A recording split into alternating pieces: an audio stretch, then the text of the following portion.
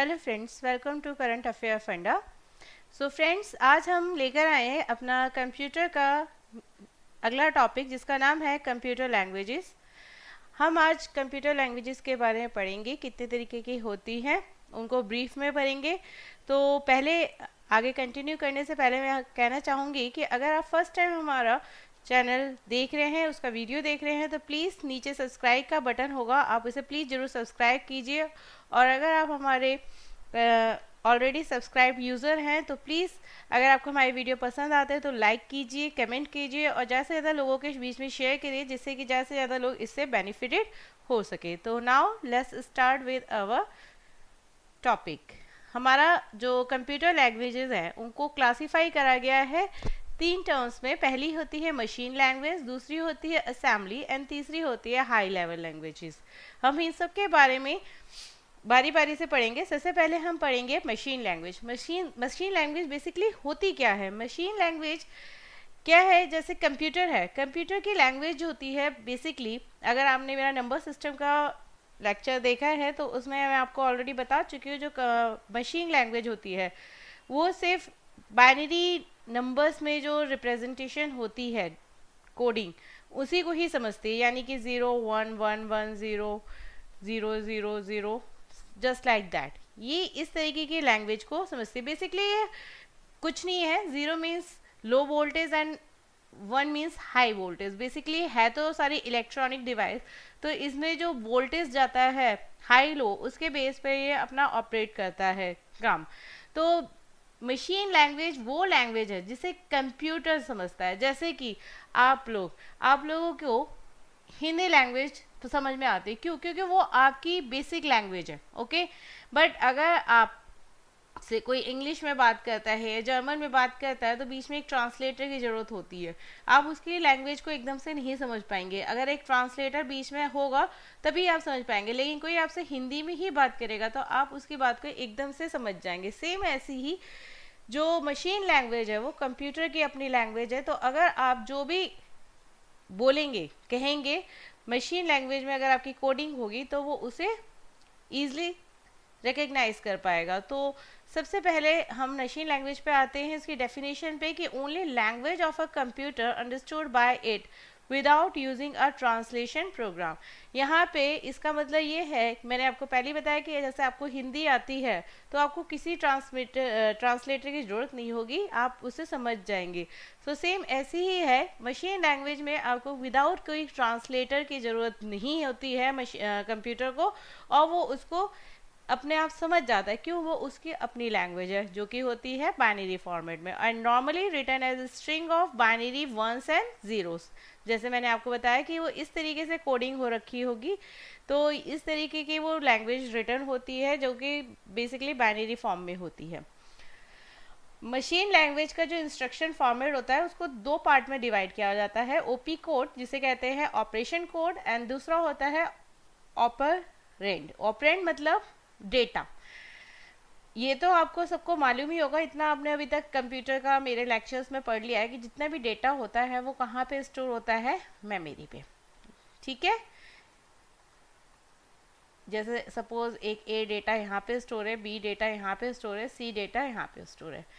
तो ये address location what is it? जैसे कि आप अपने घर में रहते हैं तो आपके घर का भी एक एड्रेस होता है, कि किसी के घर का एड्रेस 104 है, ठीक है, किसी के घर का एड्रेस 120 है। वाई सो? जिससे कि अगर कहीं पे किसी को मैसेज भेजना है या लेटर भेजना है तो अगर वो एग्जैक्ट का एड्रेस यूज़ करेगा तो आपके घर तक वो इंफॉर्मेशन ईजिली पहुंच जाएगी। सेम ऐसे ही मेमोरी को भी छोटे छोटे ब्लॉक्स में डिवाइड किया जाता है और उनको एड्रेस दे दिया जाता है। सबसे ऊपर वाले को 000, फिर 001, 010, 011, 100 एंड सो ऑन। ओके, इसका मतलब क्या है? 0 1 2 3 4 एंड सो ऑन। सो जो ए डेटा है वो कौन सी लोकेशन पे? 0 पे। जो बी डेटा है वो कौन सी लोकेशन है? 2 पे। और सी डेटा कहाँ पर है, फोर्थ लोकेशन पे। तो अगर मैं सीधा आपसे कहूँ जो फोर्थ लोकेशन पे डेटा है उसे ढूंढ के लाइए तो आप बहुत ईजिली ले आएंगे ढूंढ के। और अगर मैं सिंपली कहूँ कि सी को ढूंढिए, मेमोरी इतनी बड़ी है और आप वहाँ से डेटा ढूंढेंगे तो आपको ढूंढना मुश्किल होगा। सेम ऐसे ही कंप्यूटर के लिए भी मुश्किल होगा कि कहाँ से डेटा निकालना है, कौन से ब्लॉक से निकालना है। अगर मैं सिंपली कहूँ मुझे सी डेटा चाहिए तो उसे ढूंढने में मुश्किल होगी। तो इसीलिए मेमोरी को पार्ट्स में, ब्लॉक्स में डिवाइड किया जाता है, उनको एक पर्टिकुलर एड्रेस दिया जाता है। तो जब कोई इंस्ट्रक्शंस दिया जाता है तो उसमें दो बेसिकली कैटेगराइज होती हैं चीज़ें। एक होता है ऑपरेशन। ऑपरेशन कोड क्या है, मतलब आपको एडिशन कराना है, सब्ट्रैक्शन कराना है, मल्टीप्लिकेशन कराना है, डिवीजन कराना है, क्या करवाना है, बहुत सारी और कैलकुलेशन की चीज़ें हैं, डेटा ट्रांसफ़र करवाना है आपको। ये सारी चीज़ें क्या हैं, आपकी ऑपरेशन कोड में आती है, ठीक है। तो सपोज एडिशन का जो ऑपरेशन कोड है वो 00 है, सब्ट्रैक्शन का है 01, मल्टीप्लिकेशन का है 10 और इसका क्या है 11, और डेटा ट्रांसफ़र करवाने के लिए आपने क्या ले रखा है 000 समथिंग लाइक दैट, ओके। तो अगर आप यहाँ पे यूज़ करते हैं 00, व्हाट डज इट मीन, आप क्या करवाने जा रहे हैं, एडिशन। एंड आपको किसके बीच में करवाना है, ए एंड बी पे। ए की एड्रेस क्या है 000 और बी की क्या है 010। तो ये पूरा एक इंस्ट्रक्शन कैसे लिखा जाएगा 00000010। अगर आप इसे पढ़े तो क्या आपको ये समझ में आ रहा है, नहीं, लेकिन ये कंप्यूटर को समझ में आ जाएगा। वो अपने आप समझ जाएगा कि इसकी शुरू की जो 2 बिट्स हैं वो ऑपरेशन कोड के लिए हैं और बाकी जो डेटा है उसको किसके लिए है, एड्रेस के लिए है। लेकिन अगर आप इसे पूरा पढ़ेंगे तो आपको समझ में नहीं आएगा। तो ये मैंने आपको एक मशीन लैंग्वेज का इंस्ट्रक्शन फॉर्मेट बताया है और वही इसकी डेफिनेशन है कि this is divided into 2 part. First is op code, जिसे हम कहते हैं operation code, tells the computer which operation to perform from the instruction set of the computer. And operand क्या बोलता है, टेल्स द एड्रेस, क्या बताता है, एड्रेस बताता है ऑफ द डेटा। कौन सा डेटा है, वो डेटा जिसके ऊपर ऑपरेशन परफॉर्म करना, on which the operation is to be perform, okay. So हम नेक्स्ट आते हैं इसके एडवांटेजेस पे। जो इसके मेन एडवांटेज है, can be executed very fast, मतलब क्योंकि मशीन लैंग्वेज है वो इसको बहुत ईजिली समझ जाएगा, इसीलिए जो इसका प्रोग्राम बनता है, इसके ऊपर जो प्रोग्रामिंग होती है मशीन लैंग्वेज पे, वो बहुत ईजिली एग्जीक्यूटेड होती है।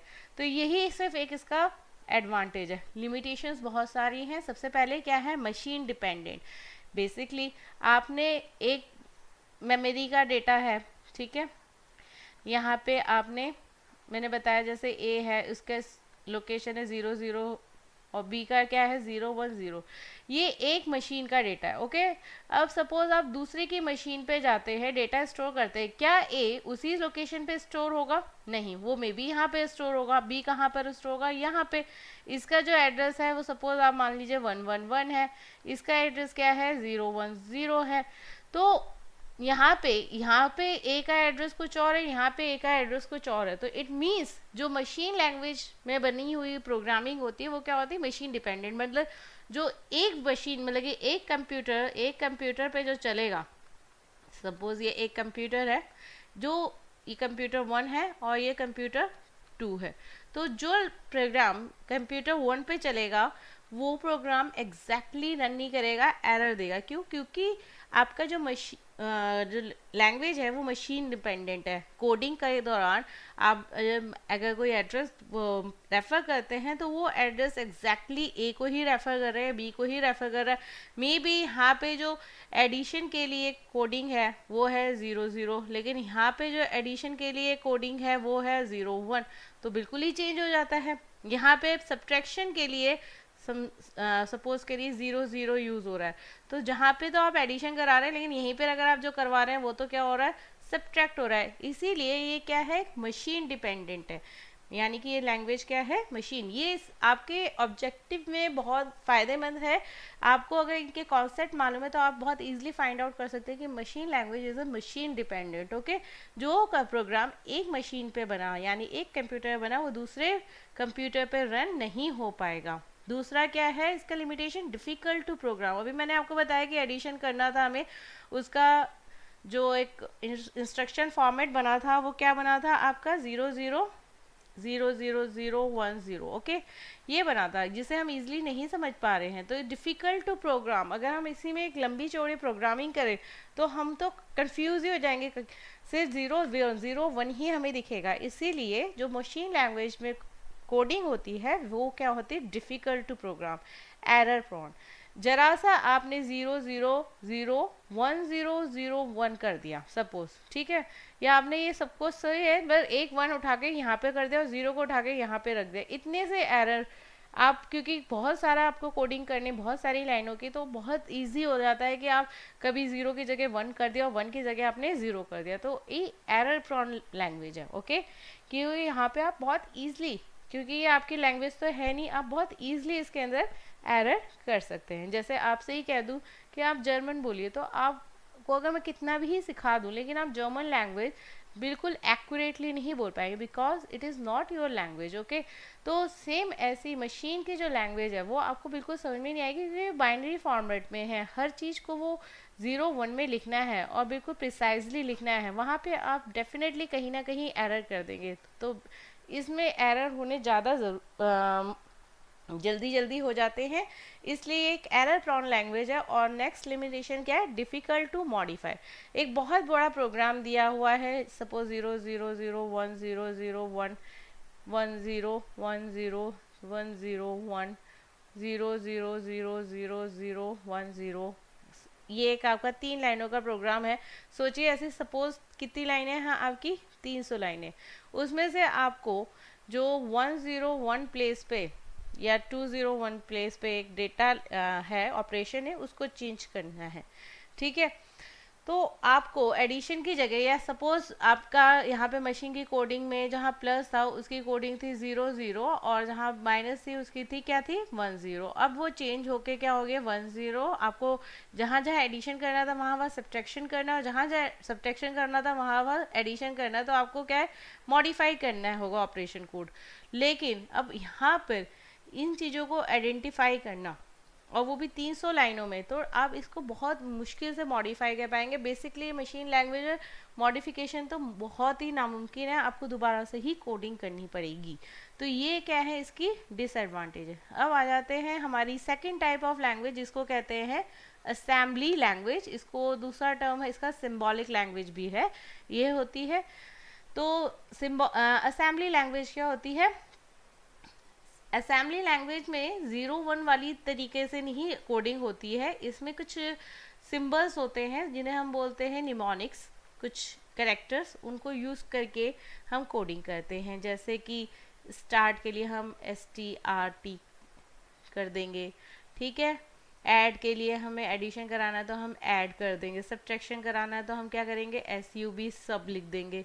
अब ये आप वैसे भी इसे बहुत इजीली रिकग्नाइज कर पा रहे हैं। देखिए यहाँ पे कोडिंग लाइक बाइनरी फॉर्मेट नहीं है, आपको एडिशन लिखना है तो आप ऐड करेंगे, सब्ट्रैक्शन लिखना है तो आप सब लिखेंगे, डिवीजन करना है तो आप DIV लिख देंगे, मल्टीप्लिकेशन करना है तो आप MUL मल लिख देंगे।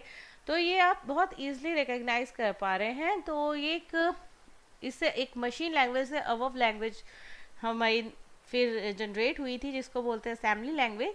और ये अल्फा न्यूमेरिक कोडिंग होती है, यानी कि इसमें नंबर्स, जैसे सपोज आप 1 और 2 को ऐड करना चाहते हो तो आप क्या लिखेंगे, ऐड 1 and 2, कि ऐड करना है 1 और 2 को।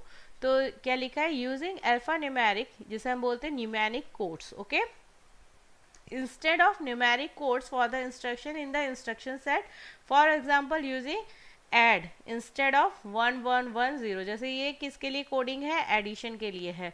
मशीन में लिखना होता तो आपको ये कोड लिखना होता, लेकिन आप सिंपली जब असेंबली में लिखेंगे तो आप क्या लिखेंगे, ऐड लिखेंगे। ऐसे ही आपको 14 को अगर ऐड करना है, ओके, जो कि सॉरी ये बाइनरी फॉर्मेट में है, इसका ये जो डेसिमल कन्वर्जन है उसे बोलते हैं 14। आपको जो कन्वर्जन सिखाया है नंबर सिस्टम में, अगर आप 1 1 1 0 को कन्वर्ट करेंगे तो ये क्या होगा 14। तो आपको ये 14 या 1 1 1 1 0 लिखने की जरूरत नहीं है, आप सीधा क्या लिखेंगे, add, okay, for instruction to add. Next है allowing storage location to be represented in form of alpha numeric addresses instead of numeric address. इसके अंदर क्या होता है, जो एड्रेस भी होता है वो भी अल्फा न्यूमेरिक में होता है, ना कि आपका 0 1 1 ऐसी तरीके से होता है। ये बाइनरी फॉर्मेट में नहीं होता। आप सिंपल इसमें क्या लिख सकते हैं, जैसे मैंने आपको बताया ऐड एंड 1 एंड 2 मीन्स 1 और 2 को ऐड कर दीजिए। ओके या फिर इस प्लेस पे जो फर्स्ट प्लेस है या सेकंड है या थर्ड है मेमोरी का ब्लॉक, वहाँ पे जो डेटा पड़ा हुआ है, यानी कि 1 और 2 का मतलब ए एंड बी को क्या करना है प्लस, आप सिंपल लिख सकते हैं। आपको बाइनरी फॉर्मेट में कन्वर्ट करने की जरूरत नहीं है 1 को और 2 को। Okay representing memory location 111 1001 and 1002 as first second and answer respectively. Okay next है असेंबलर। ये असेंबलर क्या है, असेंबलर क्योंकि बेसिकली कंप्यूटर सिर्फ अपनी ही लैंग्वेज समझता है जिसको बोलते हैं मशीन लैंग्वेज। तो असेंबलर बेसिकली है क्या, असेंबलर एक ऐसी सॉफ्टवेयर है जो कि असेंबली लैंग्वेज में लिखे गए डेटा को, प्रोग्राम को किस में कन्वर्ट करता है, मशीन लैंग्वेज में। जैसे अभी मैंने आपसे बताया कि कोई अगर आपसे तमिल में बात करता है या फ्रेंच में बात करता है और आपको आती है सिर्फ हिंदी, तो ऐसे केस में क्या होगा, एक ट्रांसलेटर आएगा जो इसको एक पर्टिकुलर वो लैंग्वेज समझ में आती है और वो उसे समझेगा और कन्वर्ट करके आपको बताएगा कि सामने वाले ने आपसे क्या बोला। सेम ऐसे ही जब असेंबली लैंग्वेज में प्रोग्रामिंग करी जाती है तो उस प्रोग्रामिंग को मशीन नहीं समझेगा, उसको कौन समझेगा, असेंबलर। असेंबलर का काम क्या होता है, वो असेंबली लैंग्वेज प्रोग्राम लेता है एज एन इनपुट और फिर आउटपुट में क्या प्रोड्यूस करता है, मशीन लैंग्वेज, जो कि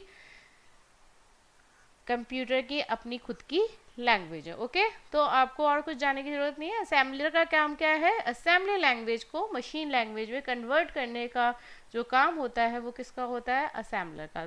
डेफिनेशन, सॉफ्टवेयर, ये एक ऐसा सॉफ्टवेयर है जो ट्रांसलेट करता है असेंबली लैंग्वेज प्रोग्राम को किसमें, equivalent machine language program of a computer. Advantages आ जाते हैं। एडवांटेजेस क्या है असेंबली लैंग्वेज के, easier to understand and use, आप इसको आसानी से समझ सकते हैं। जैसे मैंने आपको बताया, आपको ऐड करना है तो आप सिंपली ऐड लिख देंगे, सब्ट्रैक्ट करना है तो आप सब लिख देंगे, ठीक है, मल्टीप्लाई करना है तो आप MUL कर देंगे, डिवाइड करना है तो DIV कर देना है। ऐसे बहुत सारी इसके कमांड्स होते हैं, तो ये आप इसे ईजिली अंडरस्टैंड कर जाते हैं एंड यूज़ कर जाते हैं। Easier to locate and correct error, आप ईजिली जो इसमें प्रोग्रामिंग करी हुई है उनको लोकेट कर सकते हैं, उन्हें ढूंढ सकते हैं और उनको क्या कर सकते हैं, करेक्ट, जो कि मशीन लैंग्वेज में बिल्कुल ही पॉसिबल नहीं है। उसके अंदर आपको पूरा का पूरा डेटा, सॉरी पूरा का पूरा प्रोग्राम लिखना पड़ जाता है। मॉडिफिकेशन इतना आसान नहीं होता, लेकिन इसमें अगर आप कंपेयर करें मशीन लैंग्वेज से तो यहाँ पे इसको एरर को ढूंढना और उसे करेक्ट करना मच ईजियर है। नेक्स्ट एडवांटेज है ईजियर टू मॉडिफाई, आप इसे मॉडिफाई भी ईजिली कर सकते हैं। वो जितनी भी डिसएडवांटेजेस थे मशीन लैंग्वेज की, वो इसकी क्या बन गई हैं, advantages. Okay no worry about addresses, आपको एड्रेस की कोई बिल्कुल भी वरी नहीं है कि उसका बिल्कुल एग्जैक्ट लोकेशन जो कि बाइनरी फॉर्मेट 0010 है या 0000 है, ये आपको इस तरीके के फॉर्मेट को याद करने की जरूरत नहीं है। बस आपको सपोज ये इसका जो एड्रेस है 2 है, इसका क्या है 0 है, आप सिंपली 2 एंड 0 लिख देंगे, आपको इतना बड़ा कोड नहीं लिखने की जरूरत है। तो no worry about address. Limitations क्या है इसकी, लिमिटेशन है मशीन डिपेंडेंट। जो असेंबली लैंग्वेज भी होती है ये भी क्या होती है, मशीन डिपेंडेंट होती है, यानी कि जो एक मशीन के ऊपर प्रोग्राम हो रखा है, क्या है, एक मशीन का अपना खुद का एक इंस्ट्रक्शन फॉर्मेट है, वो शायद 24 इंस्ट्रक्शन को सपोर्ट करता है, दूसरी मशीन 32 इंस्ट्रक्शन को सपोर्ट करती है, ठीक है। डिपेंड करता है वो कितने बिट का एड्रेस लेता है। ये सपोज ये 16 बिट का एड्रेस लेता है, ये 32 बिट का एड्रेस लेता है, तो यहाँ पे एड्रेसेस की भी प्रॉब्लम आ जाएगी। इंस्ट्रक्शन यहाँ पे कम फॉलो हो रहे हैं, यहाँ पे ज़्यादा हो रहे हैं। सपोज इस मशीन में जो आपने इंस्ट्रक्शन यूज़ करा है वो इस मशीन के अंदर अवेलेबल ही नहीं है, तो ये आप पोर्टेबिलिटी नहीं है। तो यानी कि एक मशीन के ऊपर जो डेटा जो प्रोग्रामिंग करी गई है वो दूसरी मशीन पे रन नहीं हो पाएगा। तो ये एक इसकी मेजर लिमिटेशन है या डिसएडवांटेज कह सकते हैं। नॉलेज ऑफ हार्डवेयर रिक्वायर्ड, थोड़ी बहुत आपको हार्डवेयर की भी नॉलेज होनी ज़रूरी है। मेमोरी बेसिकली कितने बिट का आपका computer system instruction format follow कर रहा है, और भी बहुत सारी चीज़ें हैं, तो आपको इसकी थोड़ा हार्डवेयर नॉलेज होनी ज़रूरी है। तो ये इसके क्या है डिसएडवांटेजेस। अब आ जाते हैं हम अपने थर्ड वन टाइप, जो कि बोलते हैं जैसे हम हाई लेवल लैंग्वेजेस, जिसमें हम बेसिकली प्रोग्रामिंग करते हैं, वो हाई लेवल कहलाती है। वाई सो? क्योंकि इसके अंदर कोडिंग करना बहुत ही इजी होता है। जैसे कि मैं एक एग्जांपल लेती हूँ सी का ही, ओके। सी लैंग्वेज, जिन बच्चों ने कंप्यूटर लैंग्वेजेस पढ़ रखी हैं उनको ये समझ में आएगा, इनको नहीं आ रहा वो सिर्फ इसको देखें कि आपको सिर्फ इसका फॉर्मेट समझ में आएगा। मैं एक प्रोग्राम आपको सी में छोटा सा बना के दे रही हूँ एडिशन का। किसका दे रही हूँ? एडिशन का, ठीक है। जो एक वेरिएबल है ए में डेटा पड़ा है बी और एक बी में पड़ा हुआ है 20, इसको क्या करेगा? वो ऐड करेगा, ओके। तो इसके अंदर सिंपल ये किसका फॉर्मेट होता है, जहाँ पे मेन लिखा जाता है, वेरिएबल इंटीजर टाइप के असाइन करे जाते हैं ए बी एंड सी, और उसके बाद आप ए में क्या करेंगे? डेटा डाल देंगे, ए एंड बी में डाल देंगे 20, ओके। और फिर आप लिखेंगे सी में ए प्लस बी, ओके। और उसके बाद आपने ये प्रिंट मतलब कि आउटपुट देने का कमांड होता है प्रिंट एफ %t_c। ये आपका एक छोटा सा प्रोग्राम है। अगर आप कंप्यूटर की नॉलेज भी नहीं रखते हैं, आप बिल्कुल ऑपरेटर लेवल वाले हैं जो थोड़ा बहुत जानते हैं, वो भी इस प्रोग्राम को थोड़ा बहुत आप समझ रहे होंगे। इंट का मतलब है इंटीजर टाइप के हमने 3 वेरिएबल बनाए ए बी सी। ए के अंदर हमने 10 स्टोर करा, बी के अंदर 20, इन दोनों को हमने प्लस करा। आप देख सकते हैं हम इसे नॉर्मली साइन को यूज़ कर सकते हैं, ऐड हमने लिखने की ज़रूरत नहीं है। उसे स्टोर करा दिया सी में और फिर हमने उसको आउटपुट दे दिया कि स्क्रीन पे इसका आउटपुट शो हो जाए। लेकिन यही आपको प्रोग्राम अगर बनाना पड़ जाए असेंबली में, तो सोचिए कितना हार्ड होगा, ओके। सबसे बड़ी बात देखिए, ए वेरिएबल आपने क्रिएट करे, आपको मतलब नहीं कौन सी लोकेशन पे स्टोर है, ना ही आपको इसके एड्रेस से मतलब है। आपने सिंपल करे, उनके ऊपर काम करा, अब ये कहाँ पे स्टोर हो रहे हैं, इनका क्या एड्रेस है, आपको इन सब चीज़ों से कुछ मतलब नहीं। एडिशन के लिए कौन सा कोड होता है मशीन का, आपको इससे कोई मतलब नहीं। आपने बिल्कुल अपनी लैंग्वेज में इसको कोडिंग कर दी, ठीक है। तो ये एक तरीके से जो सीख है, जो हाई लेवल में पहली सबसे पहले काउंट हो जाएगी आपकी। तो इस तरीके की एक नॉर्मल इंग्लिश लैंग्वेज में जो हम काम करते हैं, उस लैंग्वेज में ये प्रोग्राम बना, ठीक है। तो ये सबसे ईजियर है हम जैसे लोगों के लिए, जो हम लोग कोडिंग करते हैं, हम प्रोग्रामर्स के लिए, ओके। तो सबसे बड़ी जो इसकी बात है, ये मशीन इंडिपेंडेंट है। मतलब कि अगर ये मैंने कोड लिखा है एक मशीन पे, तो ये दूसरी मशीन पे भी चल जाएगा। अगर उसमें भी सी डला हुआ है तो डेफिनेटली उसमें भी ये क्या है, चल जाएगा। मुझे इसमें कोई भी मॉडिफिकेशन या इसको चेंज करने की ज़रूरत नहीं पड़ेगी, okay. Do not require programmer to know anything about the internal structure of computer on which high level language program will be executed. यहाँ पे अगर आप हाई लेवल प्रोग्राम में क्या कर रहे हैं, कोडिंग कर रहे हैं, तो प्रोग्रामर को बिल्कुल भी जानने की ज़रूरत नहीं है कि इसका इंटरनल स्ट्रक्चर, इसका हार्डवेयर क्या है, इसकी मेमोरी की कैपेसिटी कितना है, ये कितने बिट का इंस्ट्रक्शन फॉर्मेट फॉलो करता है, उसे कुछ भी जानने की ज़रूरत नहीं। उसे सिर्फ उस पर्टिकुलर लैंग्वेज को आना ज़रूरी है, that's it, okay. Deal with high-level coding, enabling the programmer to write instruction using English words and familiar mathematical symbols and expression। यहाँ पे आप देख सकते हैं मैंने mathematical सिम्बल्स को यूज़ करा है। नॉर्मल अपनी इंग्लिश की जो वर्ड्स होते हैं उनको मैंने यूज़ करा है। तो ये बहुत ही एक फैमिलियर कोडिंग होती है, इसे सीखना इतना मुश्किल काम नहीं होता है comparatively to assembly and machine language, okay. सबसे पहले अब हम यहाँ पे फिर आते हैं कि वही ट्रांसलेटर के लिए। तो सबसे पहला जो यूज़ होता है वो होता है क्या, कंपाइलर। कंपाइलर और एक और होता है इंटरप्रेटर, जिसे हम आगे पढ़ेंगे। कंपाइलर का काम क्या होता है, जो अभी हमने एक प्रोग्राम लिखा है, इस पूरे प्रोग्राम को पढ़ेगा, पूरे प्रोग्राम को एक साथ, और फिर उसको उसके मशीन लैंग्वेज में कन्वर्ट कर देगा। अगर उसके दौरान अगर आपने कोई जो प्रोग्रामिंग के जो कोडिंग्स के जो मेन रूल है, अगर आपने उनको फॉलो नहीं करा राइट डाउन करते हुए, तो वो उनके एरर काउंट करेगा कि इस लाइन में या उस लाइन में प्रॉब्लम है, और फिर वो आपके सामने ला देगा और कहेगा पहले इन लाइनों को आप ठीक कीजिए। उसी के बाद फिर वो दोबारा उसे कंपाइल करेगा पूरे के पूरे इंस्ट्रक्शन सेट को, और उसके बाद उसे किस में कन्वर्ट कर देता है, मशीन लैंग्वेज में, और मशीन उस लैंग्वेज को समझ जाती है और फिर वो उसको एग्जीक्यूट कर जाती है। तो बेसिकली हाई लेवल के जो प्रोग्राम होते हैं उनको मशीन लैंग्वेज में कन्वर्ट करने के लिए क्या यूज़ होता है, एक होता है कंपाइलर, दूसरा जो होता है इंटरप्रेटर, उसे हम नेक्स्ट पढ़ेंगे। तो इसकी डेफिनेशन में जानते हैं, ट्रांसलेटर प्रोग्राम, ये एक ट्रांसलेटर प्रोग्राम है जिसे हम एक तरीके का सॉफ्टवेयर ही है, that translate a high level programme into its equivalent machine language programme. तो ये क्या करता है, हाई लेवल प्रोग्राम की जो कोडिंग है उसको मशीन लैंग्वेज में क्या करता है, कन्वर्ट करता है। compiles a set of machine language instruction for every program instruction in high level language। और ये क्या करता है, ये पूरा का पूरा इंस्ट्रक्शन सेट लेता है, पूरा का पूरा प्रोग्राम लेता है, एक एक लाइन करके नहीं लेगा, ये सारी लाइनें एक साथ उसकी पढ़ेगा। जैसे हमारे पिछले आप इसमें देख सकते हैं 1 2 3 4 काफ़ी सारी लाइनों का कोडिंग है, इनको एक साथ लेगा, पढ़ेगा और इनको किस में कन्वर्ट कर देगा, ये हाई लेवल लैंग्वेज में। तो कंपाइलर का क्या काम है, वो हाई लेवल लैंग्वेज प्रोग्राम को एज एन इनपुट लेता है कंपाइलर, और उसे किस में कन्वर्ट करता है, एज एन आउटपुट में मशीन लैंग्वेज प्रोग्राम में। ओके, अब आ जाते हैं हम लिंकर। लिंकर बेसिकली होता क्या है, हाई लेवल प्रोग्राम में एक बहुत अच्छी चीज़ है कि आप अपना जो प्रोग्राम है वो मॉड्यूल में बना सकते हैं। किस में बना सकते हैं, मॉड्यूल्स में। एक मॉड्यूल 1 है, ये मॉड्यूल 2 है, ये मॉड्यूल 3 है।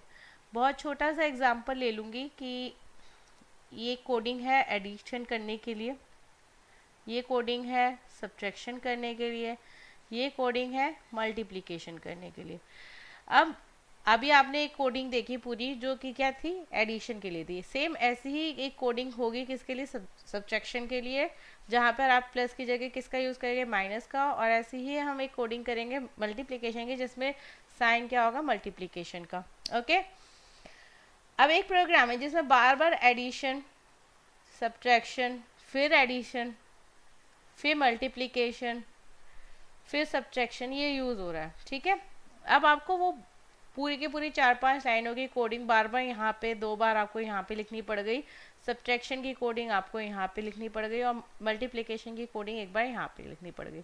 तो बेटर ये होता है हाई लेवल लैंग्वेज में कि इनके मॉड्यूल बना दे जाते हैं। एक मॉड्यूल में सिर्फ एडिशन होगा, एक मॉड्यूल में सीधा सब्ट्रैक्शन, और उस तीसरे मॉड्यूल में मल्टीप्लिकेशन। तो इसमें आपको वो पूरी की पूरी, सपोज एडिशन के लिए 5 लाइनों का कोड है, सब्ट्रैक्शन के लिए भी 5 लाइनों का कोड है, मल्टीप्लिकेशन के लिए 6 लाइनों का कोड है। अगर आप इसे मैन्युअली लिखते हैं तो यहाँ पे ये 5 5 5 6 और ये 5, तो ये कितना हुआ, 5 5 10 और 5 5 10 20 26, ये 26 लाइनों का क्या हो जाएगा, कोड हो जाएगा।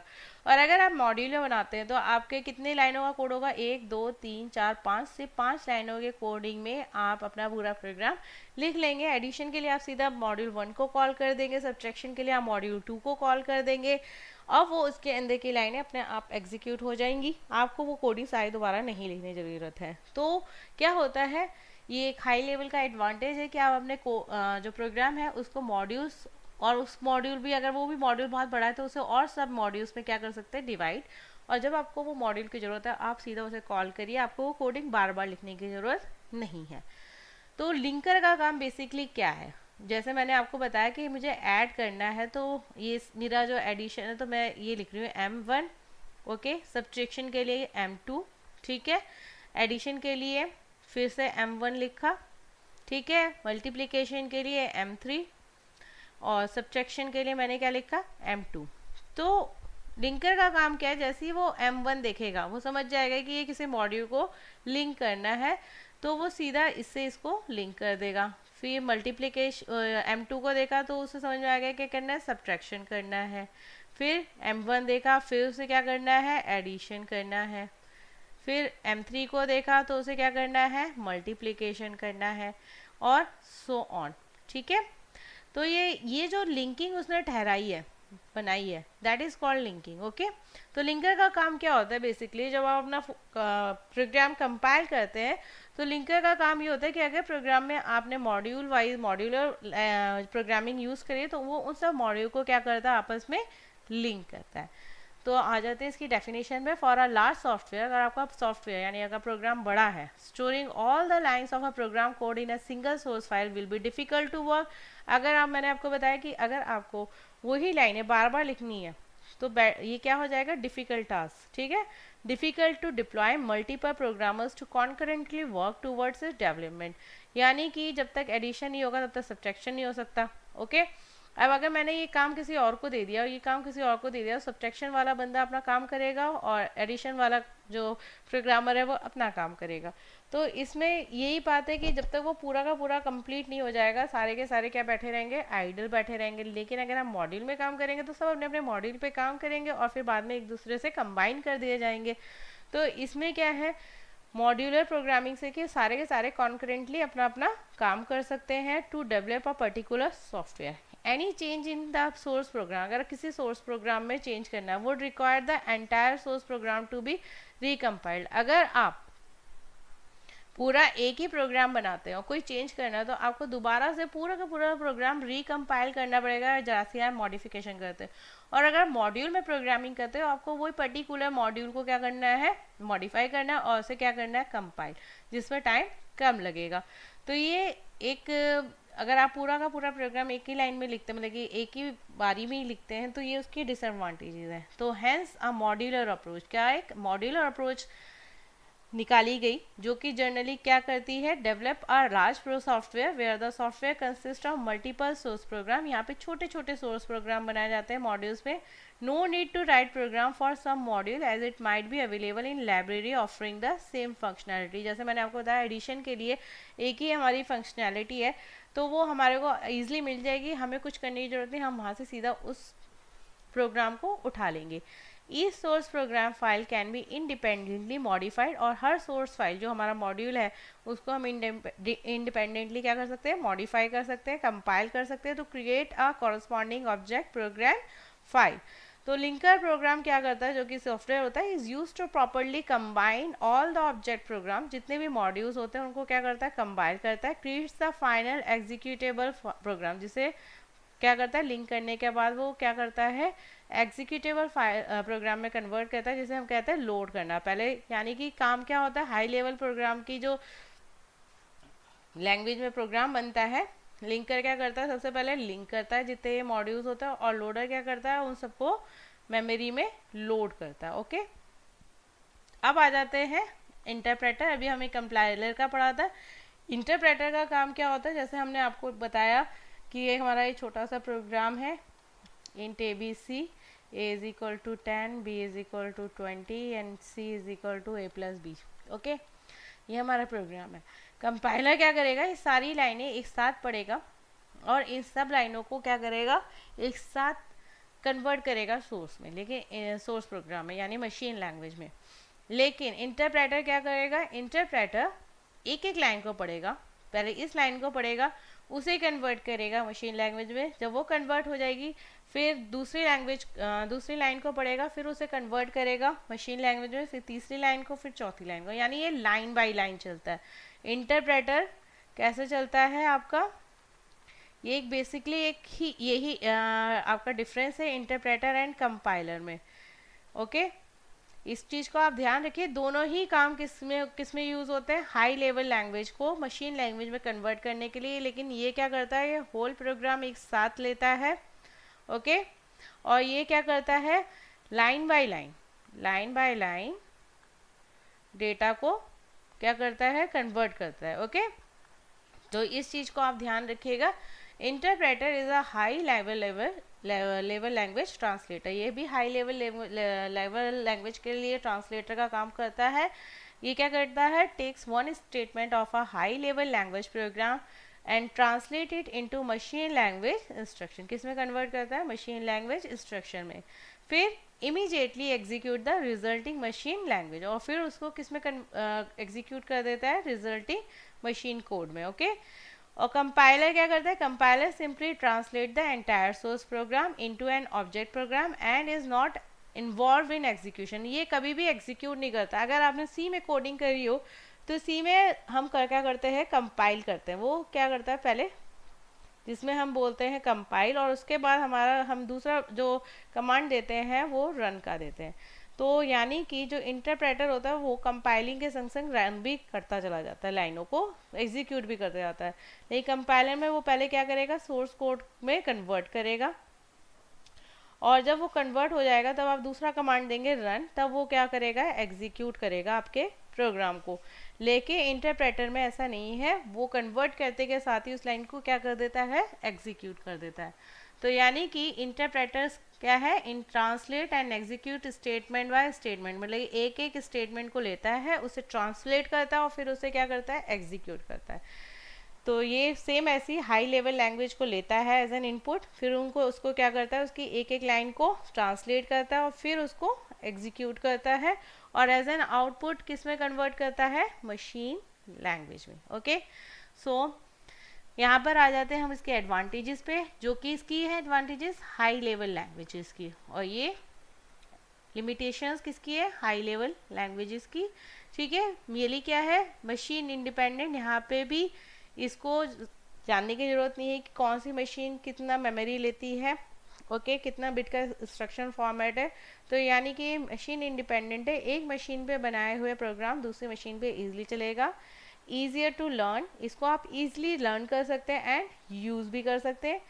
फ्यूअर एरर्स कम होते हैं ड्यूरिंग प्रोग्राम डेवलपमेंट में, जितना आप मशीन लैंग्वेज में सबसे ज़्यादा एरर होती है, इसके अंदर एरर इतनी आसानी से नहीं होती है। ओके, और next step, better documentation. Documentation और कुछ नहीं है, जैसे मैं A+B लिखती हूँ तो डॉक्यूमेंटेशन का मतलब ये होता है कि यहाँ पे मैं बोल रही हूँ कि आई एम एडिंग